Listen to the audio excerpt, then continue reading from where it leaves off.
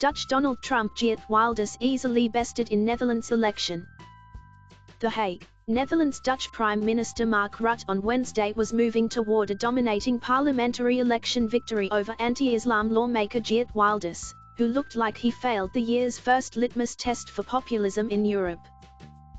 The Netherlands' main exit poll suggests Rutte's party won 31 seats in the 150-place legislature, 12 more than Wilders' party, which shared second place with two other parties.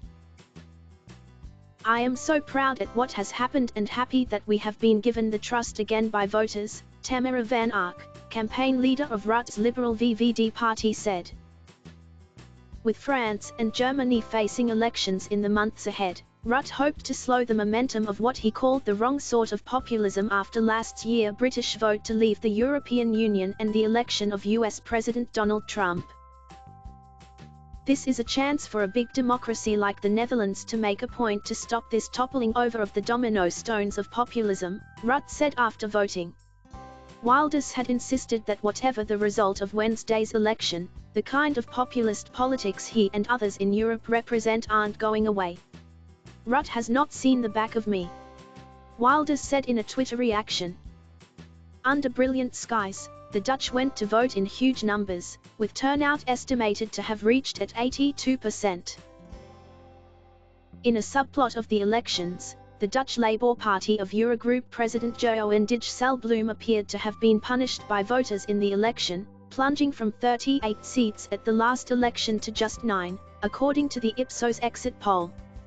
Because of the result, it looked unlikely Dijsselbloem would be able to hang on to his post of leading the 19-nation Eurogroup, which manages the currency of the European Union nations that use the euro. Rutte had framed the election as a choice between continuity and chaos, portraying himself as a safe custodian of the nation's economic recovery and casting Wilders as a far-right radical who was unprepared to make tough decisions. The chance of Wilders becoming Prime Minister in the Netherlands, where a proportional representation voting system all but guarantees coalition governments, was remote, even if his party had placed first in the election. All mainstream parties, including Rutte's VVD, had ruled out working with Wilders and his Party for Freedom. Wilders' one-page election manifesto included pledges to close borders to immigrants from Muslim nations, shutter mosques and ban the Quran, as well as to take the Netherlands out of the European Union. The campaign's final days were overshadowed by a diplomatic crisis between the Dutch and Turkish governments.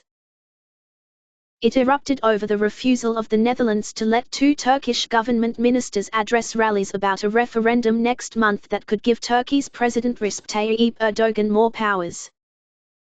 The crisis nevertheless gave Rutte an opportunity to refuse to bow to foreign pressure, a stance with widespread backing in the nation. "It is my task to keep the nation safe and stable and deal with these kinds of people," Rutte said. Rutte has driven through unpopular austerity measures over the last 4 years, but the Dutch economic recovery has gathered pace and unemployment has fallen fast. Wilders, meanwhile, tapped into discontent among voters who say they are not benefiting from economic recovery. The left-leaning Dutch Labour Party appeared to be hammered by its supporters for its role over the last 4 years in pushing through a tough austerity package as junior member in a two-party cabinet with Rutte's VVD. Thanks a lot for watching. Please subscribe to our channel for daily videos.